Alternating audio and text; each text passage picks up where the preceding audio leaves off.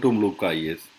Friends, this is an answer writing video evaluation at Mluka IAS that is being done for GS paper and for other options also. इसी तरीके से क्या हो कि students आप अलग अलग अपने आंसर्स लिख के भेजोगे, उसका वीडियो वैल्यूएशन हम करके आपको वापस भेजेंगे ताकि आपको रियल टाइम में पता लग सके कि कहाँ पे आपकी गलती और उस गलती को कैसे इम्प्रूव किया जा सकता है। उसी का डेमो देने के लिए फॉर एग्जांपल अभी आप क्वेश्चन की वैल्यूएशन कर रहे हैं। क्वेश्चन है, today's rising complexity of the economy, technology, etc., has meant that the policy making is a specialized activity. Therefore, it is essential that the specialist be inducted into the system through lateral entry, critically analyze. तो ये हमारा question lateral entry है कि जिस तरीके से आज की इकोनॉमी टेक्नोलॉजी एक्सेट्रा चेंज हो रहे हैं तो लेटरल एंट्री कैसे है। फ्रेंड्स, जो हम कॉपी इवेल्युएट कर रहे हैं यहाँ पे स्टूडेंट ने किया कि लेटरल एंट्री क्या होता है। तो फ्रेंड्स एक बात ध्यान में रखिए, क्वेश्चन है आपको ये नहीं पूछ रहा व्हाट इज़ लेटरल एंट्री। अगर नहीं पूछ रहा तो आप लेके चले कि उसको पता है कि लेटरल एंट्री क्या होता है। तो अगर वर्स्ट सर्कमस्टांसेस में आप ऐसी इंट्रोडक्शन दीजिए कि ये लेटरल एंट्री होता है जी। अगर ऐसे चीज़ से बच सकते हैं जो नहीं पूछा जा रहा है, बिकॉज लिमिटेड वर्ड्स है, 150 टू 200 250 वर्ड्स आपको लिखने होते हैं, तो अपने टाइम को और उसी तरीके से सब कुछ सेव करने की ज़रूरत है। तो अगर एनालाइज वर्ड आ गया, एनालाइज वर्ड का मतलब है, आपके वर्ड का मतलब है कंपेयर। अगर आपको कंपेयर करना है तो it becomes important that compare दो चीज़ करी जाएगी, कुछ पॉजिटिव होगा और कुछ कंपेरेटिवली नेगेटिव होगा। अगर स्टार्टिंग में ही उसको बता देंगे कि पता लग जाएगा, या कुछ एग्जाम्पल दे देंगे, कंपेयर करेंगे तो एग्जाम्पल दे देंगे, पता लग जाएगा टू द पॉइंट लिख रहा है बच्चा। तो इसे कोशिश करिए कि ऐसे इंट्रोडक्शन ना दे। पहली बात तो अगर ऐसी नहीं देनी तो इंट्रोडक्शन कैसे देनी है। मैं दो आपको इंट्रोडक्शन बताता हूँ, उसमें से कोई भी आप इंट्रोडक्शन जो कंपेरेटिव आपको याद रह जाए वो लिख सकते हैं। पहली इंट्रोडक्शन कैसे लिखोगे, या तो ऐसा कर लो कि we have to be live up to the demand, living up to the demand.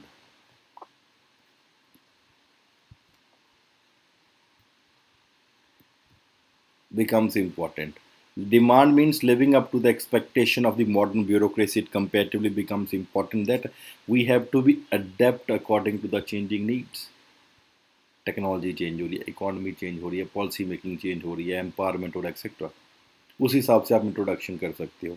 The second thing अगर लिखना है, अगर सेकेंड थिंग से करना है, बोलो कि following the pattern that has already been undertaken. जैसे फॉर एग्जांपल मनमोहन सिंह हो गए, मनटेक सिंह आलूवालिया हो गए, एक्सेट्रा।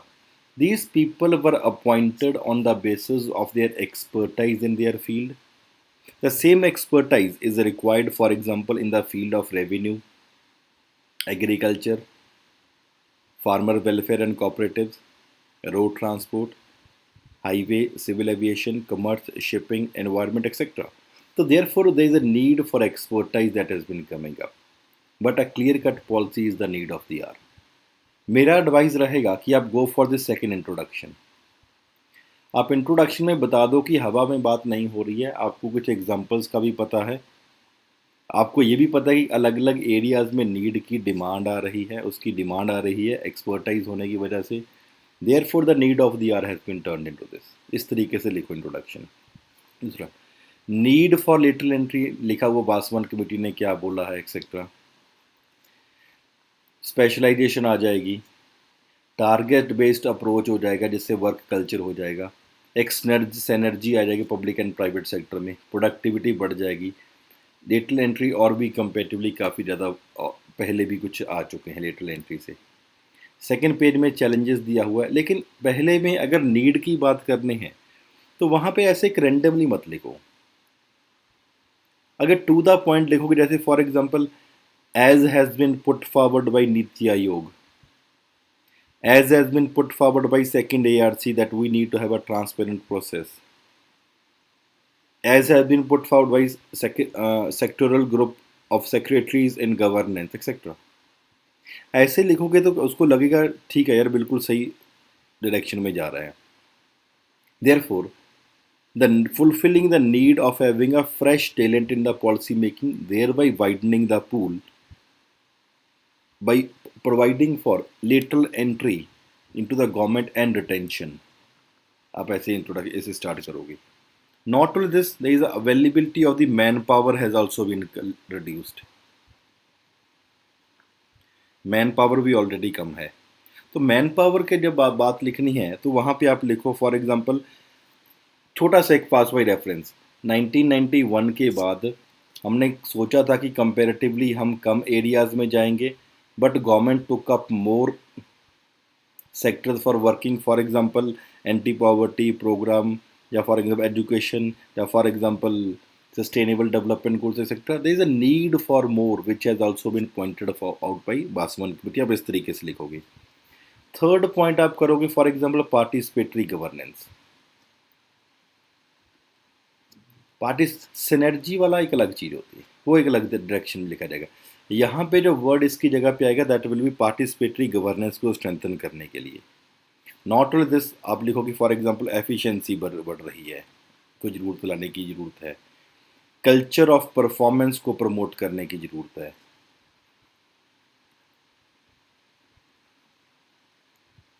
को प्रमोट करो. टारगेट ओरिएंटेड होने की ज़रूरत है. These things can be basically brought about. But साथ में ये भी लिखना कि जब ये सब कर रहे हैं देयर आर सर्टन चैलेंजेस और there are certain concerns which are also coming up. तो चैलेंजेस में जैसे मैं क्वेश्चन पे लिख रहा हूँ, द शॉर्ट टर्म देख रहा हूँ, short term contracts, poor management of the personnel, political appointment, affect neutrality. These are comparatively very general points. आपको थोड़ा सा पॉइंट सही है, लेकिन मार्क्स लेने के लिए आपको थोड़ा सा टू द पॉइंट और स्पेसिफिक होना पड़ेगा.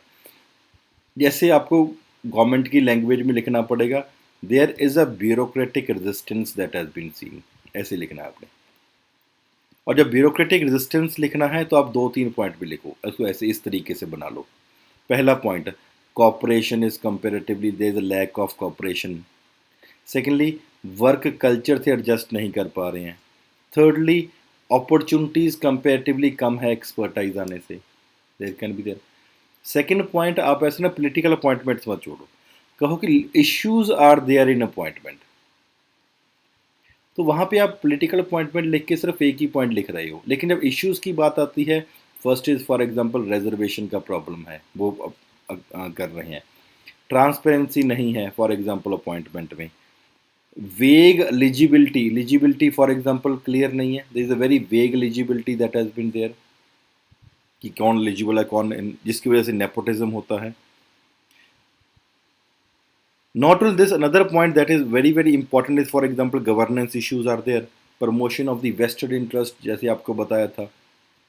कोई फॉर एग्जांपल वेस्टेड इंटरेस्ट को प्रमोट करने के लिए आप ऐसा लगा लो कि कोई कंपनी है, जैसे मनसेंटो हो गया, मनसेंटो ने अपने बंदे वहाँ पे रख दिए, ऐसे करके लिखना है. और फिर एंड में वे फॉरवर्ड शब्द नहीं लिखना होता. Do not right this word. इसकी जगह पे फॉर एग्जांपल सोल्यूशन, या फॉर एग्जांपल ऐसा कुछ हो गई. सोल्यूशन में फॉर एग्जांपल आप लिख सकते हो proper recruitment through open competition, पहला हो सकता है. दूसरा can be proper training. Training के टाइम के ऊपर भी जब आप लिखोगे तो 2 पॉइंट लिखो. डिस्ट्रिक्ट लेवल के ऊपर डिस्ट्रिक्ट इमर्जन हो, और proper training program should also be there. Third point that you can write this, constant performance review has to be there. Performance क्या काम कर रहा है. अगर परफॉर्मेंस रिव्यू कर रहे हो तो जो नॉन परफॉर्मर्स है उसको भी आप बाहर निकाल दोगे. That can be done. और बढ़िया करने के लिए आप इंटरनेशनल लेवल के ऊपर जो बेस्ट प्रैक्टिसेस है उसको आप अडॉप्ट करोगे. इस तरीके से आप इसको लिखते हो. And therefore following these things the need of the hour is going for lateral entry that can be better implemented. और वहाँ पे आप किसी कमेटी का नाम लिख सकते हो. तो जो आपने यहाँ पे लिखा हुआ कमेटीज़ का नाम, इसको एक तो स्टार्टिंग में लेके जाना होगा आपको, और पॉइंट में एक फ्लो होना चाहिए. जैसे रिक्रूट के, या एग्जांपल देता हूँ, आपने रिक्रूट कर लिया, उसके बाद कंपेरेटिवली आपने ट्रेन कर लिया उसी चीज़ को. ट्रेनिंग के बाद आप रिव्यू कर रहे हो कि सही भी कर रहा है कि गलत गड़बड़ करने लग गया. उसके बाद जो नॉन परफॉर्मर निकालो, बेस्ट प्रैक्टिसेस अडॉप्ट करो. अगर इस तरीके से प्रॉपर आंसर लिखोगे, there are comparatively very much chances कि कि आप इसको काफ़ी बढ़िया होगा। तो फ्रेंड्स इस तरीके से वीडियो वैल्यूएशन है, क्योंकि एक होता है किसी को अवेल्यूएट करके दे दिया, आप पॉइंट लिख के दे दिए। सेकंड थिंग इज़ बेसिकली आपको पता भी लगे कि कहाँ पे उसको प्रॉब्लम है, ओवरकम कैसे करना है। पॉइंट सही है, जैसे पॉइंट में प्रॉब्लम नहीं है यार, जैसे ये वाले पॉइंट्स हैं, लेकिन फ़र्क होता है ना, आपको 15-12 नंबर में से 10 नंबर में थे 4 नंबर दे रहा है कि वो 6 नंबर दे रहा है। तो अगर 2-2 नंबर हर क्वेश्चन में बढ़ गए तो पेपर में 30 से 40 नंबर बढ़ जाएंगे। जहाँ पे आपके फॉर एग्जांपल नंबर 17 आने, वहाँ पे 110 हो जाएंगे। लिखना क्या है कि इन्फॉर्मेशन वही है, उसको बढ़िया तरीके से हमने यूटिलाइज कर लेना। इसी तरीके से फ्रेंड्स आंसर लिखने की कोशिश करो। Thank you very much.